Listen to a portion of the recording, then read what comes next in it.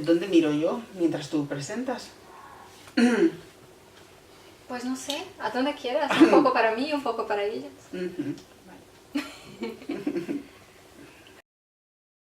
Hoy empezamos con nuestro programa en vídeo de la columna Café con Pos de la página web InfoHome, y nuestro primer invitado es mi amigo y compañero Carlos Díaz Redondo, que va a estar aquí con nosotros hablando un poco de cómo funcionan los estudios del grado y posgrado de información y documentación en España, y también un poco de la perspectiva de los alumnos de posgrado para acceder a la universidad como profesor.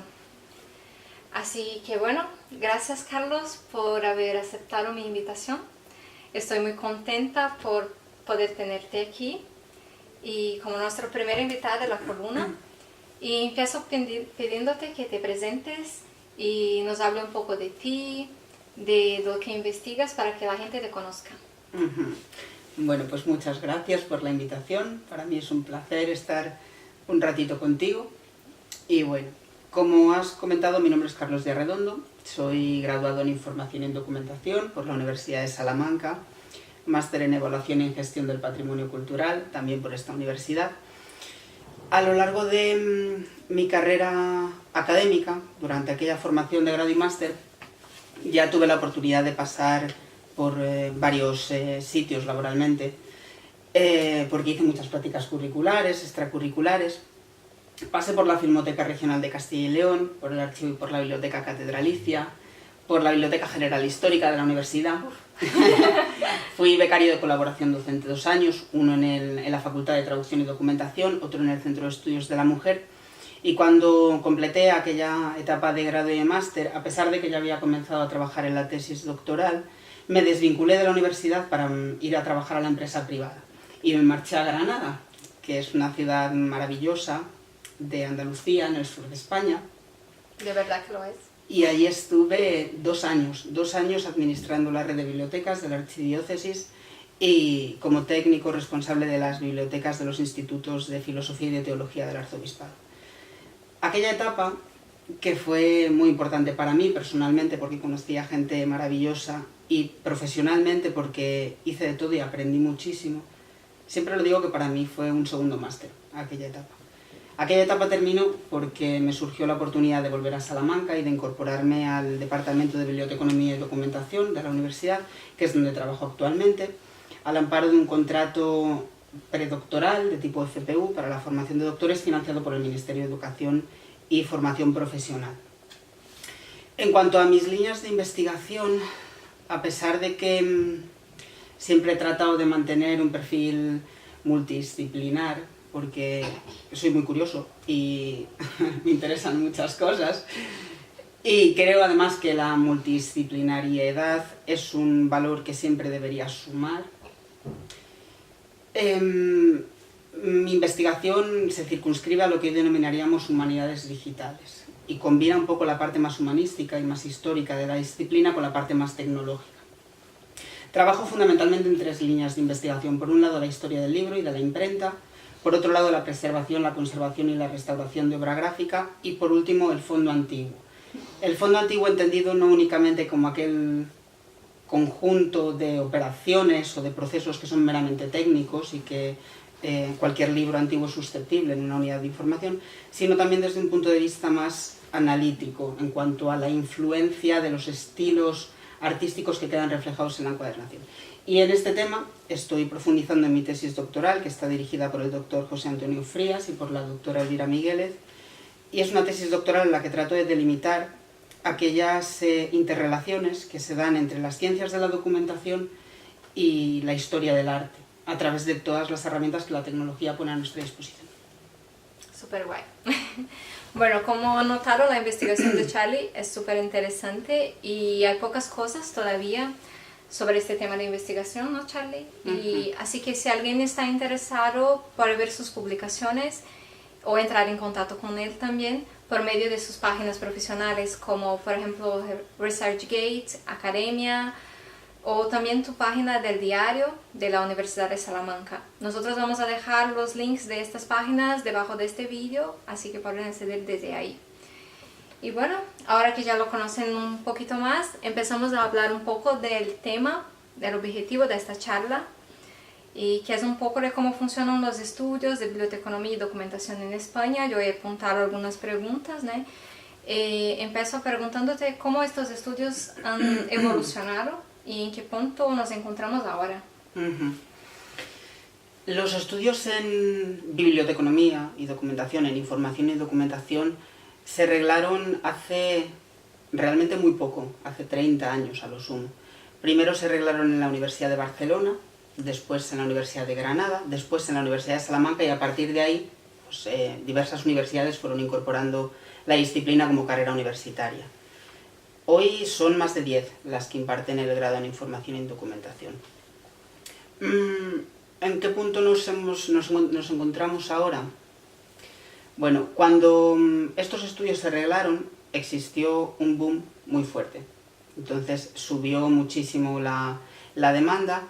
Y claro, como en todas las facetas de la vida, cuando hay una crecida exponencial tan fuerte, pues llega un momento en el que la propia oferta se satura el mercado laboral y obviamente el alumnado comienza a descender. Nos encontramos, yo creo, un poco en ese proceso, en un proceso de desaceleración con respecto al alumnado, pero nos encontramos en una etapa, yo creo que es muy buena, porque es una etapa de transición hacia, digamos, un modelo más tecnológico, una biblioteconomía más tecnológica, más menos humanística y más tecnológica, lo cual tampoco está especialmente bien, porque después hablaremos de la pérdida del humanismo. Nos encontramos un poco en esa etapa. Vale, y bueno, ¿qué fortalezas y debilidades observas en el grado? En la profesión también. ¿Hay algunas? ¿Cuál te parece más interesante para mencionarnos? Pues con respecto al grado, voy a tratar de ser objetivo. Probablemente no voy a poder serlo, pero con respecto al grado creo que tiene muchísimas fortalezas. Una de ellas es que somos profesionales, formamos profesionales muy multidisciplinares, y esto permite trabajar en muchísimos ámbitos. Otra de las fortalezas que encuentro en el grado es que tiene una inserción laboral muy alta, que después no se refleja tanto en las estadísticas, porque bueno, los contratos no son ajustados a este perfil, hay bibliotecarios trabajando como auxiliares de administración. Es decir, que el nombre de la profesión no necesariamente van a poner como bibliotecario, pero están trabajando como bibliotecarios. Y por tanto, las estadísticas al final, cuando tratan de medir cuál es la inserción profesional de los bibliotecarios o de los archiveros o de los documentalistas, no son reales, realmente. Pero es un grado con un nivel de inserción profesional muy alto. Otra de las fortalezas que encuentro es que es una profesión o un oficio que, a pesar de lo que se cree comúnmente, creo que no está condenado a desaparecer, sino al contrario. Creo que vivimos, bueno, esto no es una creencia mía, es algo obvio, vivimos en la sociedad de la información, estamos lo que llaman infoxicados, y en una sociedad así, en la que la información es una pieza fundamental, siempre va a ser necesario un soporte en el que plasmar esa información. Big Data está ahí. Exacto. Entonces, independientemente del tipo de soporte que sea, ya sea un libro, un documento, un archivo, da igual, va a ser necesario que alguien gestione toda esa información, que la organice, que la clasifique, que decida lo que se conserva, lo que no se conserva y, en último lugar, que lo devuelva a la sociedad que es la que lo ha producido, ¿no? Por tanto, creo que siempre va a ser necesaria la figura del bibliotecario, del archivero, del documentalista. Cambiará de nombre, irá por unos derroteros, irá por otros, se perfeccionará en unos sentidos, pero yo creo que es una profesión que siempre va a estar ahí. En cuanto a las debilidades que le veo, creo que la única que sabría decirte, y te lo comentaba antes, es que el grado en información y documentación, si uno observa los planes de estudio de los últimos años, las últimas modificaciones, creo que es un grado que está perdiendo, y además de una manera muy rápida, la parte humanística que tenía. Creo que se están favoreciendo otro tipo de contenidos que también están muy bien, todo lo que tiene que ver con la tecnología, con la informática, y creo que se está haciendo sacrificando la parte más humanística del grado. Y creo que es un grave error, porque al final ese humanismo es lo que nos ata a lo que somos. La biblioteconomía y la documentación, a pesar de ser una carrera de ciencias sociales, es una disciplina, desde mi punto de vista, fundamentalmente humanística. Entonces, cuando uno pierde las raíces de lo que le atan, entonces empiezan a pasar cosas muy raras. Y creo que eso es un grave error. Creo que hay que reforzar los conocimientos más humanísticos que tiene el grado. Y en cuanto a la profesión, me voy a meter en un jardín, pero no pasa nada.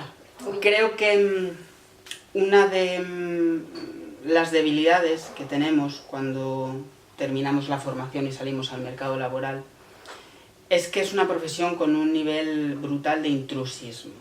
Intrusismo, explícanos. Intrusismo laboral, es decir, si uno quiere trabajar como abogado, quiere presentarse, por ejemplo, a unas oposiciones a la abogacía del Estado, le van a pedir que esté colegiado en primer lugar y en segundo lugar que tenga una formación reglada en Derecho, como es obvio, ¿no? Colegiado es como tener un órgano que gerencia la profesión. ¿Es esto? Vale. En cambio, si uno quiere trabajar de bibliotecario, de archivero, de documentalista, no. Primero, porque la propia sociedad no es capaz de reconocer que esta profesión lleva asociada una serie de competencias que es necesario conocer para poder ejercer la profesión de manera correcta, ¿no? De una manera mejor o óptima. Y segundo, porque es la propia administración, lo cual es paradójico, la que en su oferta, por ejemplo, de empleo público, en mucha parte de esa oferta, no en toda, cuando salen plazas para bibliotecario, para archivero, no exige que esa persona, que esas personas que se van a presentar tengan una formación reglada. Y digo que es paradójico porque, por un lado, la administración pública apuesta por la formación reglada en información y en documentación, pero por otro lado, digamos que la infravalora a la hora de seleccionar a la gente que tiene que trabajar como bibliotecario y como archivero. Creo que esa es una debilidad que tenemos en la carrera. Y conste que yo no digo que la gente que ha trabajado en bibliotecas o en archivos con otra formación, porque cuando empezaron a trabajar no existía una formación reglada, claro, tengan que volver a la universidad. Obviamente no, porque creo que el ejercicio de la profesión es profesionalizante en sí.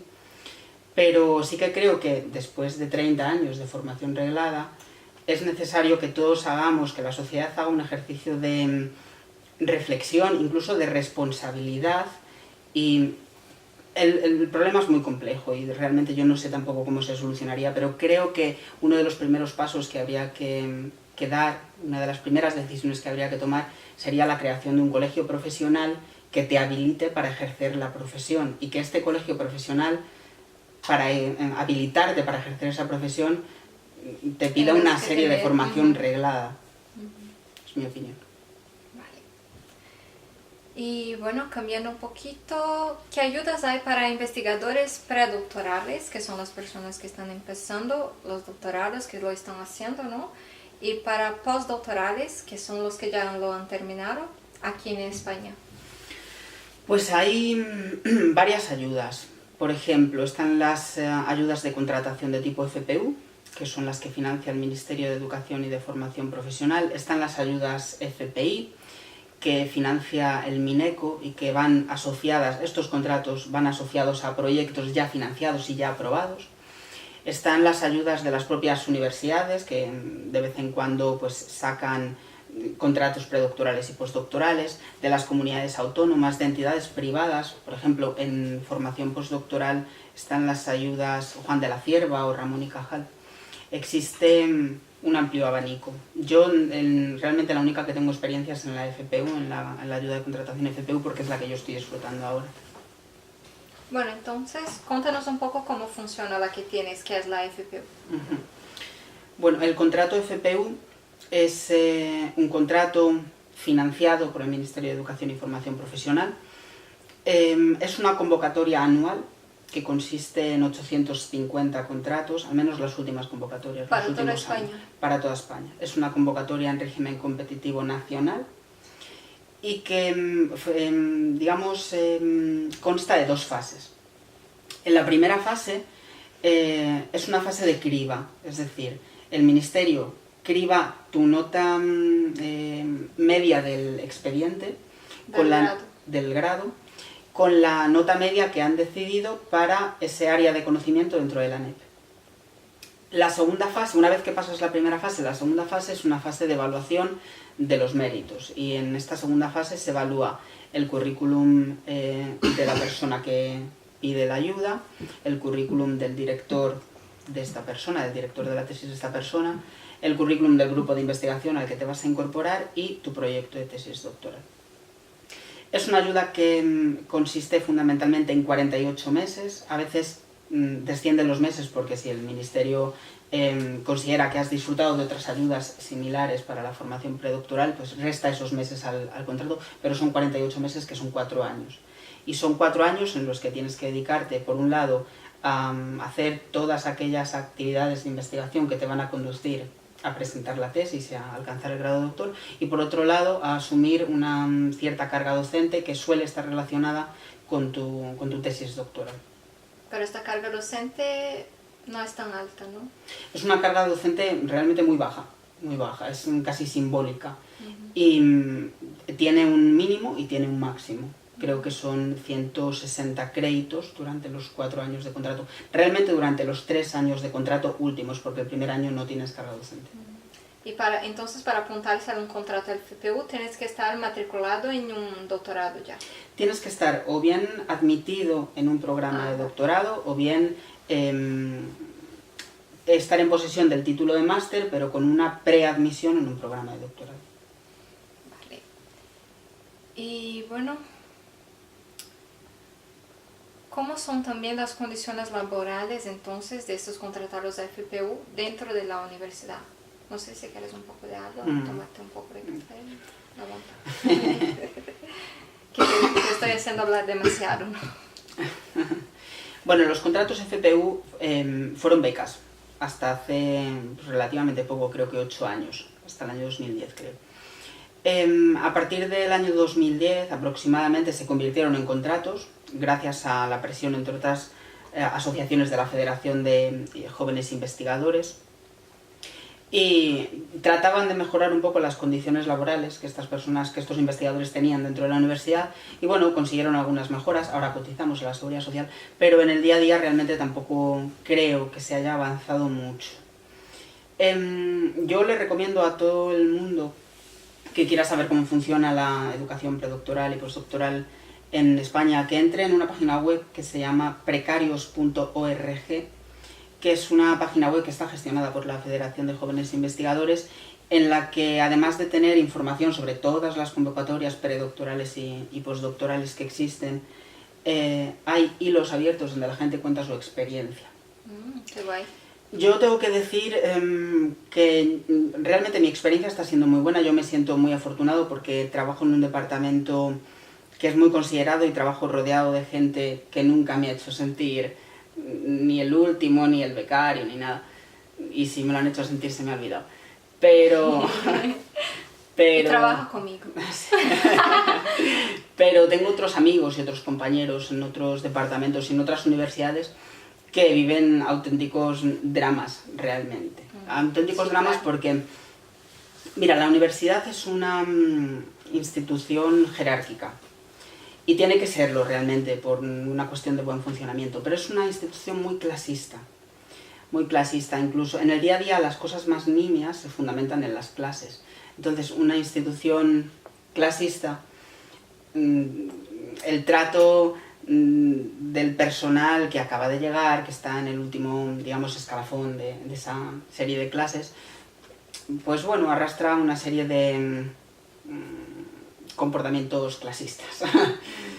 Pero fíjate, yo creo es muy triste realmente cómo están otros compañeros, y es muy paradójico al final, porque si uno se para a pensar y echa la vista atrás, bien por la propia precariedad laboral que existe en la universidad, que es muy fuerte, bien por el endurecimiento de las condiciones para acceder a contratos predoctorales, que son cada vez más duras las condiciones.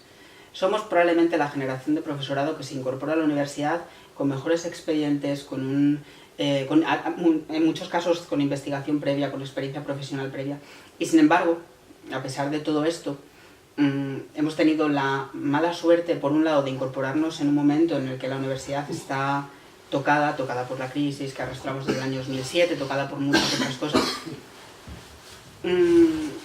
Yo creo que nos espera un panorama complejo, pero yo creo que es una de las mejores etapas, creo, dentro de la universidad, esta etapa de investigación. Y bueno, ¿estos contratos te ayudan para quedarse en la universidad?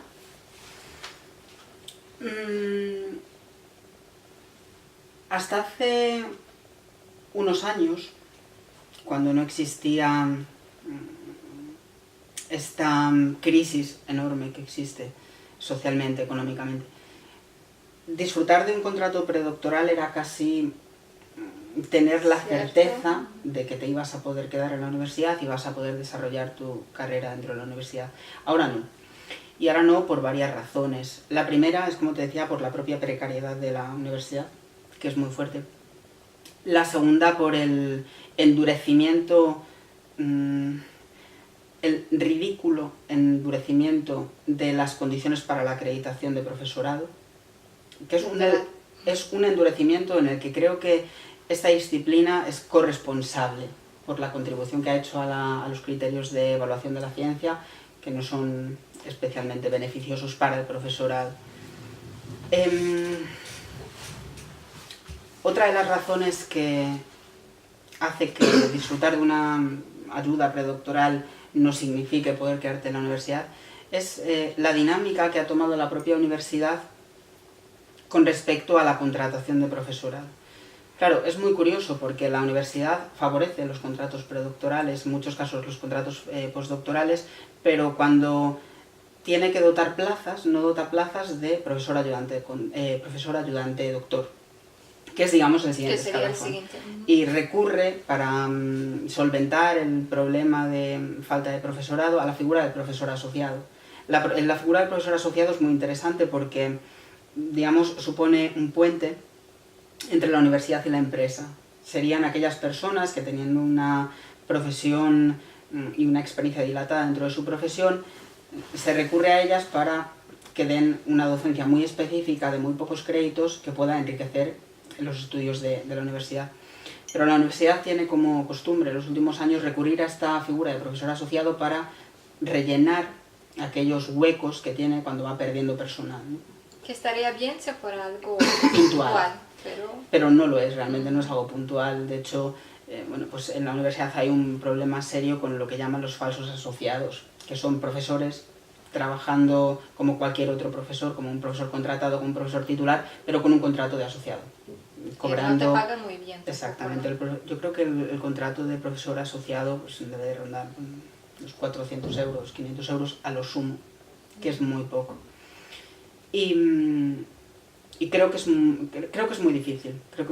Yo creo que la solución, que probablemente sea muy compleja y yo no la sé, pero creo que debería comenzar a solucionarse primero frenando el endurecimiento de este tipo de condiciones para acreditarte y segundo dotando plazas de ayudante de doctor, porque si no es imposible incorporarte a la universidad. Piensa que hay un tapón larguísimo, una cola larguísima de gente que lleva años acreditada pero que no ha podido incorporarse todavía a la universidad porque no hay plazas de ayudante doctor. Entonces, antes de las nuevas generaciones de doctores, hay mucha otra gente que está esperando para incorporarse. Sí, claro. Y bueno, teniendo en cuenta que la figura que tienes hoy, que es la de predoctoral, es la más cercana al alumnado, ¿no?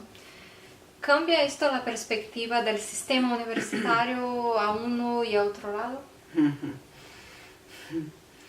Sí que cambia. Yo cuando me incorporé a la universidad como contratado predoctoral, me di cuenta de que una de las primeras cosas que advertí fue que hay una desconexión brutal entre la realidad que vive el alumnado y la realidad que vive el profesorado. El alumnado no es consciente en absoluto de las perspectivas, de las inquietudes del profesorado, y el profesorado no tiene ni idea de cuál es la realidad, por lo general, tampoco quiero... Sí, claro, hablas de tu experiencia. Hablo de mi experiencia. No tiene ni idea de cuál es la realidad del alumnado. yo creo que el alumnado llega a la universidad, primero, con carencias graves en cuanto a su formación y segundo, muy infantilizado. Y creo que estos dos hechos tienen que ver con el pésimo sistema educativo que ha habido en este país en los últimos 20 años. Cada gobierno ha ido modificando todas aquellas leyes que tienen que ver con la educación y al final